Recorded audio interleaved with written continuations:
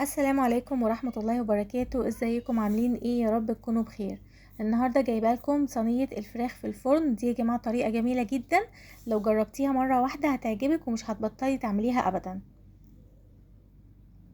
اول حاجة انا استخدمت هنا الوراك، غسلتها كويس جدا بالدقيق وبالليمون وبالملح.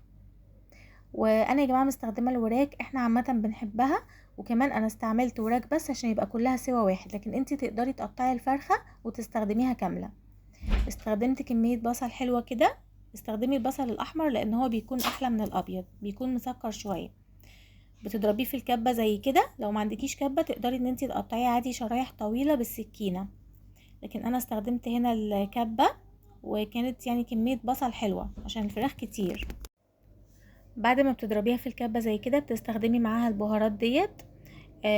ملح وفلفل اسود وكزبرة ناشفة وكمون وقرفة وورق لورا وحبهان ومكعب مرق الدجاج.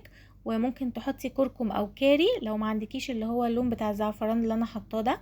اللون ده بيديها لون اصفر حلو كده، ممكن تستبدليه بالكركم عادي.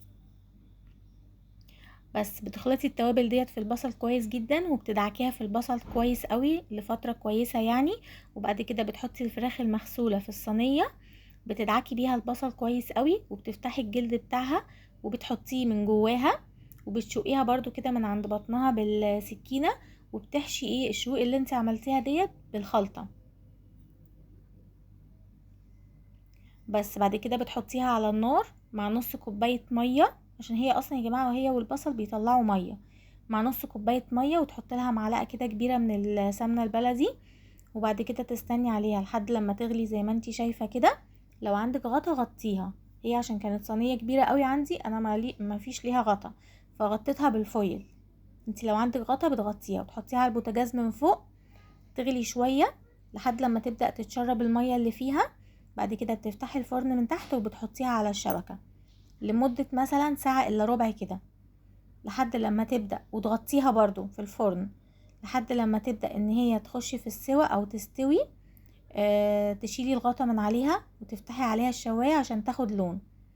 تتاكل يا جماعة بالعيش، او ممكن زي ما انا عاملة كده تقطعوا معاها بطاطس ومكرونة وسلطة وتتاكل.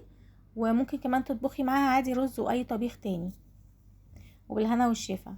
اتمنى اللي ما اشتركش في القناة لسه يشترك، والسلام عليكم ورحمة الله وبركاته.